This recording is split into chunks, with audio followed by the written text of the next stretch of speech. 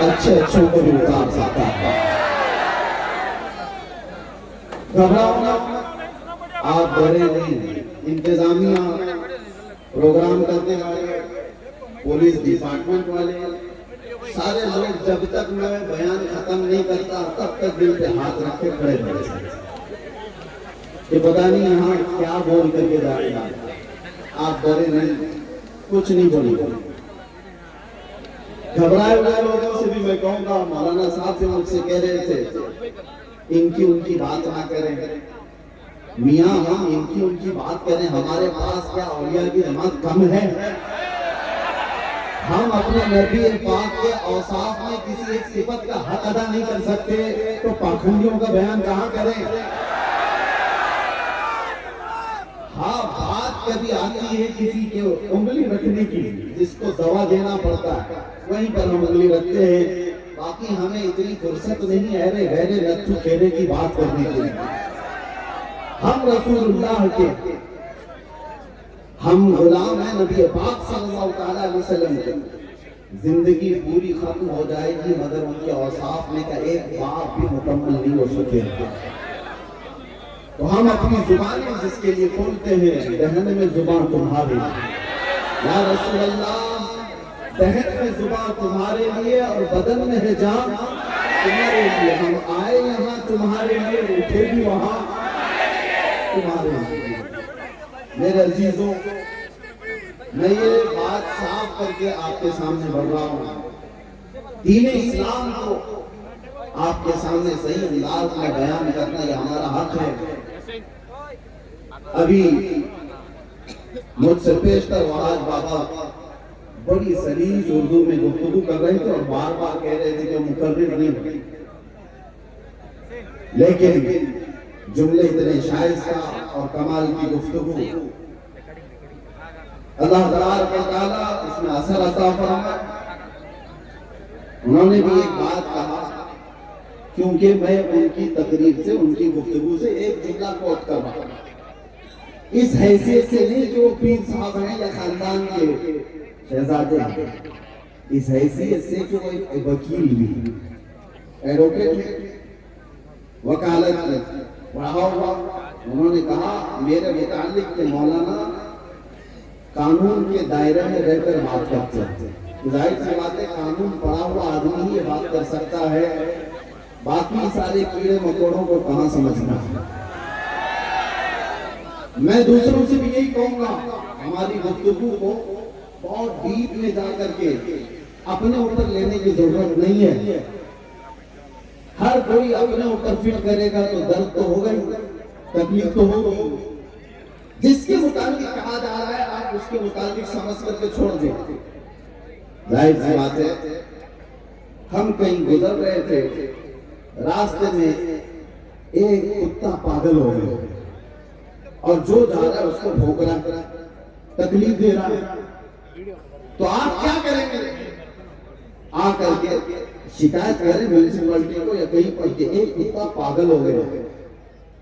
Municipality یا پھر دوسرے لوگوں نے یہ محسوس کر لیا کہ یہ آدمی سارے کتوں کے خلاف ہے، یہ آدمی سارے کتوں کے خلاف ہے، یہ دشمن ہے۔ نہیں صاحب، ہم اس پاگل کتے کے خلاف ہیں۔ سارے کتوں سے ہمیں کیا؟ بہت سارے کتے ہیں جو گھروں کی حفاظت کر رہے ہیں، کھیتوں کی حفاظت کر رہے ہیں، اور آپ لوگ سب ڈر بھی رہو گے کہ مولانا پھر کتا کیا ہے۔ میں مثال دے رہا ہوں، کسی کو نہیں کہتا۔ اگر کوئی کتا پاگل ہو جائے تو اس کی شکایت ہونی چاہیے نہیں ہونی چاہیے؟ دوسروں کو تکلیف دے گا، دوسروں کو، اور کاٹے تو 14 انجیکشن اور بھی دوسرے کئی ایسے پروسیس کہ مر بھی سکتا ہے آدمی۔ تو مطلب کہنے کا یہ ہے کہ جب کبھی ایسا ناصور کہیں پر بھی ہو تو اس کو بھی نظر انداز کر دینا، یہ ملک کی حفاظت کے بھی خلاف۔ اگر ہمارے دیش ہندوستان کی سالمیت کو، ملک کے امن کو کوئی خطرہ بنے تو اس خطرے سے مقابلہ کرنا ہر دیش واسی کی ذمہ داری ہے یا نہیں؟ پورے ملک کی غذا اگر خراب کر رہا ہے کوئی بھی ہو، کہیں سے کوئی ایسی گیس چھوڑ دے رہا ہو کہ جس سے لوگوں کے مرنے کا اندیشہ ہے، تو کیا اس کو وہ گیس خارج کرنے کی اجازت دی جائے؟ نہیں، زہریلی ہوا چھوڑ رہا ہے اسے پکڑا جاتا ہے۔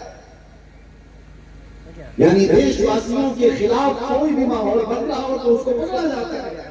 ہمارا بھی بس اتنا ہی مطالبہ ہوتا ہے، ہمارا بھی اتنا ہی مطالبہ ہوتا ہے، ہم اگر کسی کی دم پر پاؤں رکھتے ہیں تو اسی کے جو پاگل ہو چکا ہے، وہ پاگل ہو چکا ہے اور دوسروں کو کاٹ سکتا ہے، باقی پوری قوم سے ہمارا کیا لینا دینا۔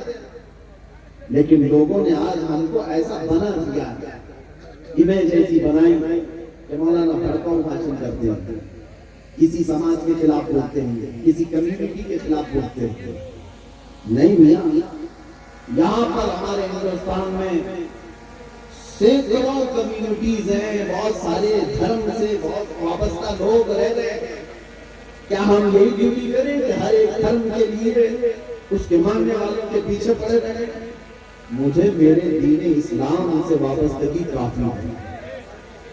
ہم تو اس فارمولے پر عمل کر رہے ہیں کہ دین اسلام کی سچائی کو پڑھو، دین اسلام کی سچائی کو سمجھو، اور بنا سمجھے اگر کوئی اس پر انگلی اٹھاتا ہے تو محبت سے پہلے سمجھایا جاتا ہے۔ اب میں آپ کو طریقہ بتا رہا ہوں۔ انسانوں کی دو کیٹیگری ہیں، انسانوں کی دو کیٹیگری ہیں، ایک باتوں سے مانتی ہے اور ایک لاتوں سے مانتی ہے۔ ہوتا ہے سب جگہ ہوتا ہے، میں کسی خاص قوم میں نہیں کہہ رہا ہوں، سب میں ہوتے ہیں۔ تو جہاں سختی سے بولنے کی ضرورت ہوتی ہے ہم وہی کہتے ہیں۔ نبی پاک صلی اللہ تعالیٰ علیہ وسلم کی شان میں اگر کوئی گالی گلوچ کرتا ہے تو اسے سمجھانے کی ضرورت اس وقت آئے گی جب وہ سمجھ کی بات کر رہا ہو۔ لیکن نبی پاک صلی اللہ تعالیٰ علیہ وسلم کو جو پڑھا نہیں، سمجھا نہیں، پھونکتا ہے تو پھر دم پر پاؤں رکھنے کی ضرورت پیش آتی ہے۔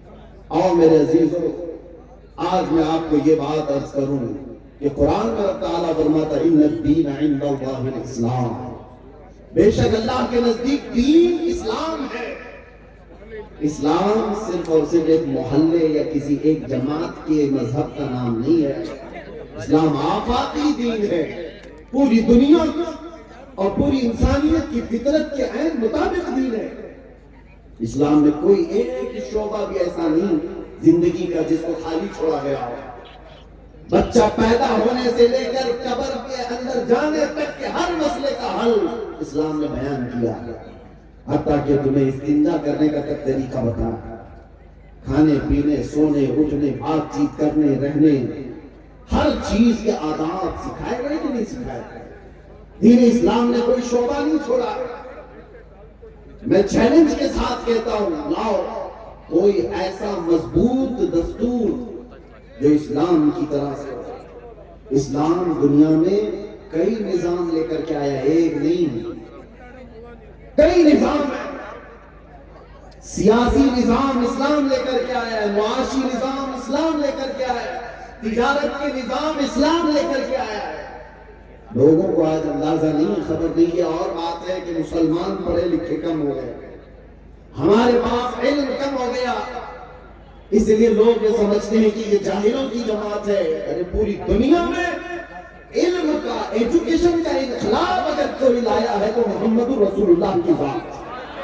آپ کو پتا ہے جب میرے آقا صلی اللہ تعالیٰ علیہ وسلم ہجرت کر کے مدینہ تشریف لائے تھے تو صرف 6 لوگوں کو لکھنا آتا تھا۔ مدینہ میں صرف 6 لوگ قلم پکڑ سکتے تھے۔ 10 سال میرے آقا صلی اللہ تعالیٰ علیہ وسلم نے مدینہ میں زندگی گزاری۔ روایات بتاتی ہے 10 سال کے بعد 80,000 لوگوں کو لکھنا آتا تھا۔ کتنا بڑا انقلاب ہے یہ، ریگولیشن ہے ایجوکیشن کا۔ نبی آخر الزمان صلی اللہ تعالیٰ علیہ وسلم سب سے پہلے علم کو عام کرنے والے، انقلاب لانے والے۔ یہ اور بات ہے کہ ان کی امت آج جاہل ہو گئی، آج ان کی امت علم سے دور ہو گئی۔ آپ کو پتا ہے دنیا میں کتنے علوم ایسے ہیں جو رسول اللہ کے غلاموں نے اس دنیا کو سکھایا. میڈیکل سائنس آج جس کا بول بالا ہے پوری دنیا میں، سائنس ترقی کر کے آیا، بہت